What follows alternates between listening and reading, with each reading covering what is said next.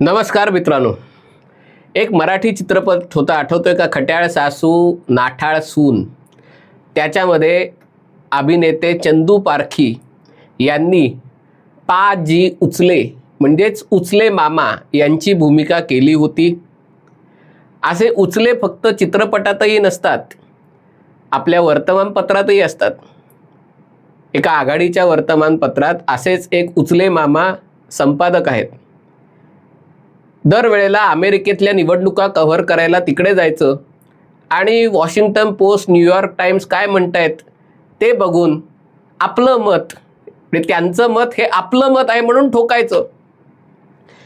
आणि जेव्हा तोंडावर पडले तेव्हा स्वतःची चूक मान्य करायच्याऐवजी अमेरिकेच्या जनतेला बोल लावायचा की काय बावळट लोक आहेत, कोणाला निवडायचं यांना कळत नाही. हिलरी क्लिंटन यांना अध्यक्ष बनवण्याच्या ऐवजी तात्यांना त्यांनी विजयी केलं. काय हे अर्थ आहे का काही? यावेळेला बहुतेक ते अमेरिकेला गेले नसावेत, कारण असेल महाराष्ट्रातल्या निवडणुका आहेत. पण कदाचित लोकांना आता कळलं असावं की यांना काही कळत नाही. उगाच जाऊन तिथे अमेरिकेच्याच खर्चाने दौरा मारायचा आणि किंवा वर्तमानपत्राच्या खर्चाने दौरा मारायचा आणि वर आपल्यालाच अमेरिकेतलं कळतं. अर्थात हे असे त्यांचे पूर्वासुरी पण अशा प्रकारे अमेरिकेच्या निवडणुका कव्हर करत होत्या.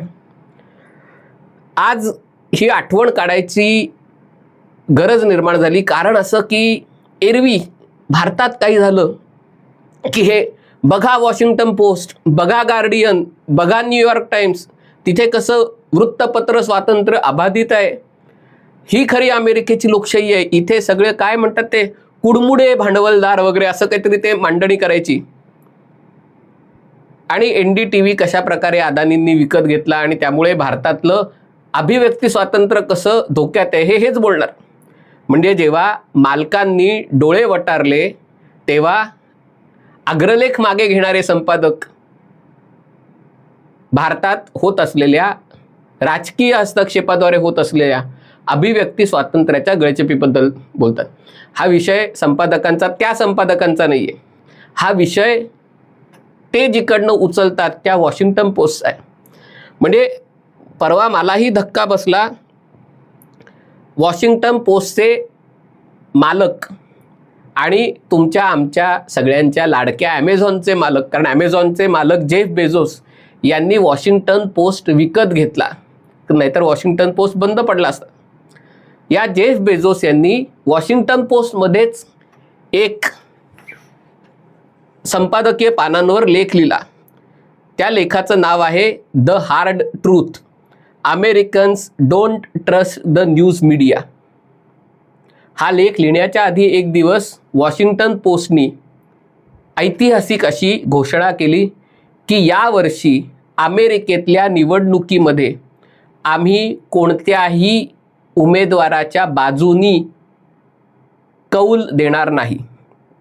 खरं तर अशा प्रकारची भूमिका वॉशिंग्टन पोस्टची खूप पूर्वी होती, पण गेली अनेक दशकं निवडणुकांच्या पूर्वी वॉशिंग्टन पोस्ट, न्यूयॉर्क टाइम्स, अगदी इकॉनॉमिस्ट, ही सगळी अग्रगण्य वर्तमानपत्र आहेत, ती भूमिका घेतात की या निवडणुकीत आमचा पाठिंबा हिलरी क्लिंटनना किंवा बराक ओबामांना किंवा जो बायडनना.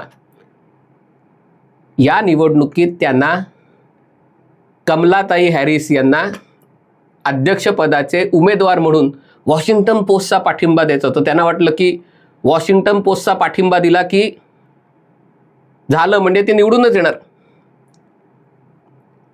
म्हणजे इथल्या याच्यामध्ये राजकारणात जसा अप्रत्यक्षपणे यांनी उबाटा सेनेला पाठिंबा देऊनच टाकलेला आहे की उद्धव ठाकरे हे ब्रह्मांडातील सगळ्यात बेस्ट मुख्यमंत्री होते आणि त्यांना ज्या प्रकारे धोका करून हे सरकार पाडण्यात आलं आणि आता आम्ही त्यांना पाठिंबा देतोय. आम्ही पाठिंबा दिला की काय, महाराष्ट्राने पाठिंबा दिलाच म्हणून समजा, तसं हे अमेरिकेतली ही गोष्ट आहे. तर यावेळेला वॉशिंग्टन पोस्टनी, म्हणजे वॉशिंग्टन पोस्टच्या मालकांनी किंवा जो पब्लिशर आहे, प्रकाशक, त्यांनी भूमिका घेतली की या वर्षीपासनं वॉशिंग्टन पोस्ट कोणालाही एंडोर्स करणार नाही. कारण त्यांनाही माहिती होतं की वॉशिंग्टन पोस्टचे संपादक आणि पत्रकारांना कमलाबाईंना एंडोर्स करायचं होतं, ट्रम्पच्या विरोधात मतदान करा असं सांगायचं होतं. आणि ते करण्यापासनं वॉशिंग्टन पोस्टच्या पत्रकार मंडळींना, संपादक मंडळींना मज्जाव करण्यात आला.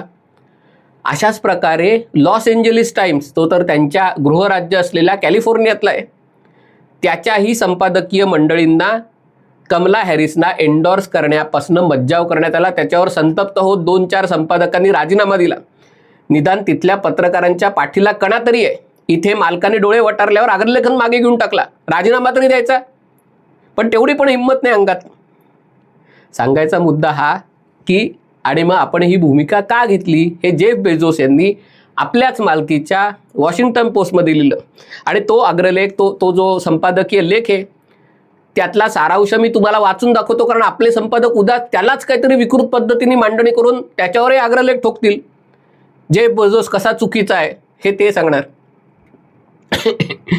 सांगायचा मुद्दा हा, जेफ बेझोसचं म्हणणं आहे की अमेरिकेत दरवर्षी गॅलप पोल हा खूप विश्वासार्ह तिकडे एक सर्वेक्षण केलं जातं, आणि या वर्षीच्या सर्वेक्षणात अमेरिकेतले लोक समजतात पत्रकारांची लायकी राजकीय नेत्यांपेक्षा खालची आहे. म्हणजे राजकीय नेत्यांची विश्वासार्हता नाहीच आहे, कारण राजकीय नेते आज एकाबरोबर जातात, उद्या दुसऱ्याबरोबर जातात, आज एक बोलतात, उद्या दुसरं बोलतात, पण तरी देखील त्यांची जी विश्वासार्हता आहे त्याच्यापेक्षा खालची विश्वासार्हता पत्रकारांची आहे.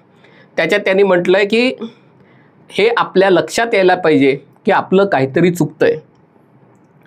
म्हणजे त्यांनी म्हटलं आहे की त्याच्यासाठी त्यांनी EVMचं उदाहरण दिलं आहे, वोटिंग मशीनचं उदाहरण दिलं आहे की लोकांचा वोटिंग मशीनवर विश्वास बसायला 2 गोष्टी व्हाव्या लागतात. पहिलं म्हणजे वोटिंग मशीन EVM योग्यपणे काम करायला. हे अमेरिकेच्या EVM बद्दल बोलतोय, भारताच्या EVMला कोणी त्याच्यात काही छेडछाड करू शकत नाही. अमेरिकेतल्या EVM बद्दल की पहिली गोष्ट की ते EVM नीट काम करत असलं पाहिजे, आणि दुसरी गोष्ट लोकांचा असा विश्वास पाहिजे की EVM काम करतंय.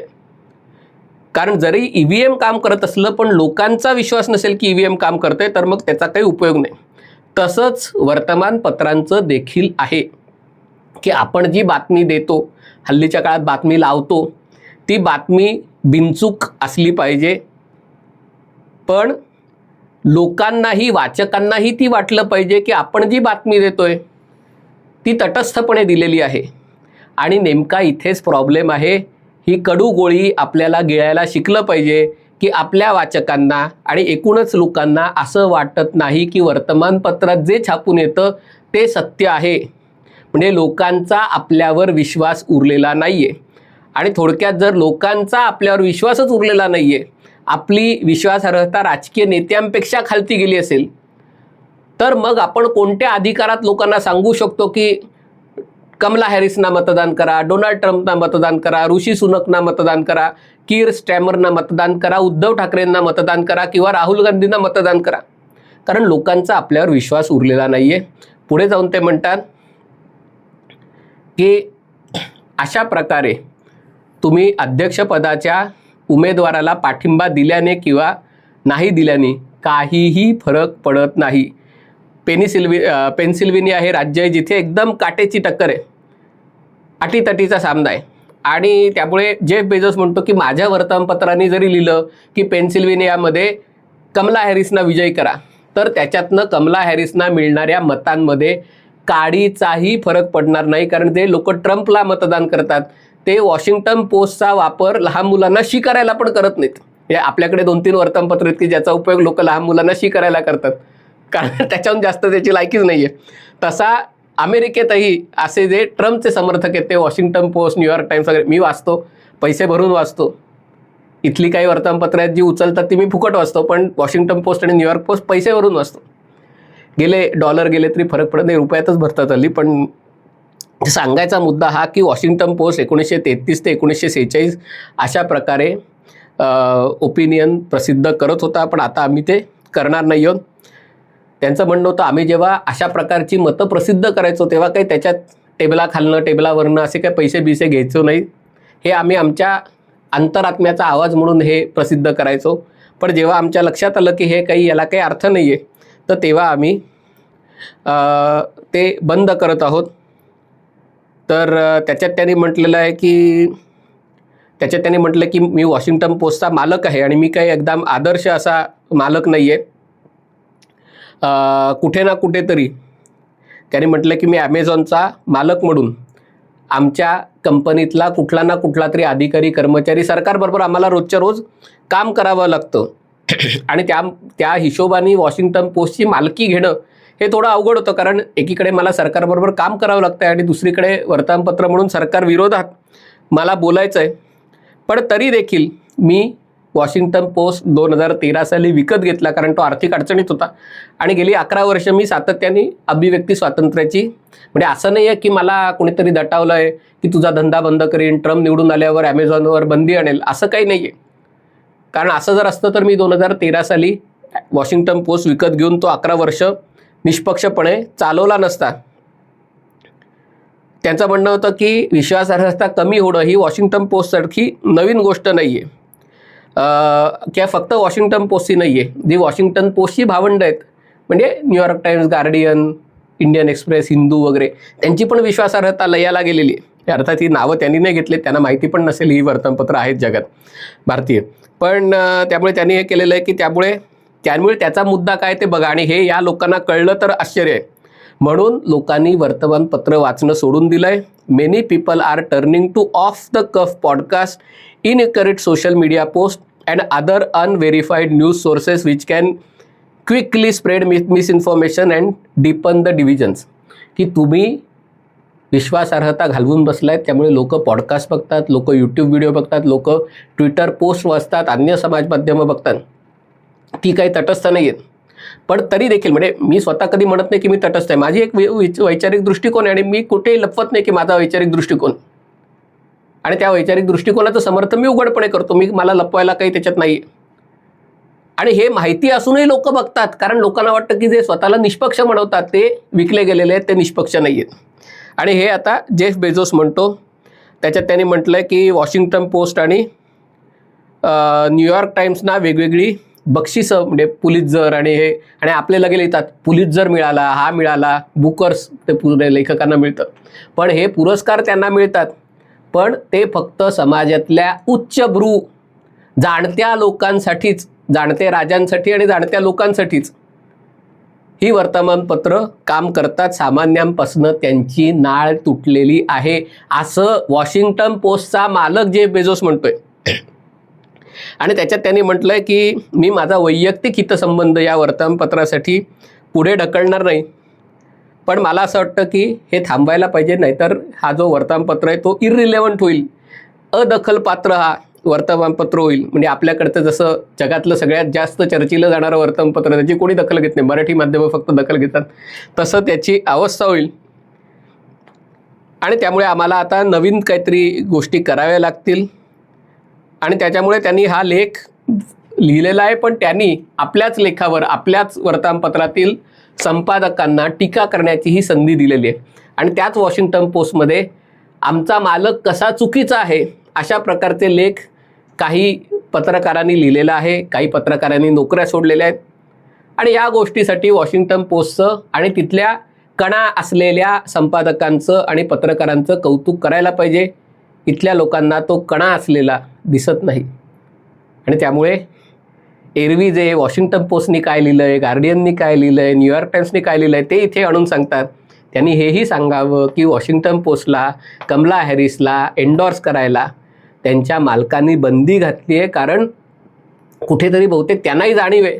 कारण मी सगळी वर्तमानपत्र बघतो, मी MSNBC पण बघतो, CNBC म्हणजे ABC पण बघतो, फॉक्स पण बघतो, आणि एक गोष्ट जाणवते, म्हणजे हे अमेरिकेतले एखादं वगळता सगळी वर्तमानपत्र म्हणतायत की कमला पुढे आहेत, कमला पुढे आहेत, अगदी काट्याची टक्कर आहे, पण कमला हॅरिस जिंकणार आहेत. कदाचित परिस्थिती बदललेली आहे याची जाणीव जे बेझोसना जे धंदा करतात त्यांना सगळ्यात पहिले कळतं की वारा कुठल्या दिशेने वाहतोय. आणि त्यामुळे त्यांनी बहुतेक हे धोरण बदललं आहे, हे त्यासाठीच बदललं आहे. वारा ज्या दिशेने वाहतोय त्याची दिशा बदललेली आहे. याच्यातनं अमेरिकेच्या निकालात काय होईल याचं एक थोडंसं सुतोवाच केलं गेल्यासारखं वाटतंय, पण तरी मी त्याच्यावर भूमिका मांडणार नाही. जो कोणता निकाल लागेल हे अमेरिकन लोकांना ठरवायचं आहे. कोणाला अध्यक्ष निवडायचं आहे, कमलाबाईंना करायचं आहे का डोनाल्ड तात्यांना करायचं, अमेरिकेच्या लोकांचा प्रश्न आहे. पण या निमित्ताने अमेरिकेतल्या वॉशिंग्टन पोस्ट सारख्या वर्तमानपत्रात जे चळवळ होत आहे त्याची दखल आपण घेणं अतिशय महत्त्वाचं आहे. हा व्हिडिओ आपल्याला आवडला असेल तर कृपया लाईक करा, शेअर करा आणि हे चॅनल सबस्क्राईब करा एवढीच विनंती आहे. तुर्तास इथेच थांबतो. पाहत रहा MH48.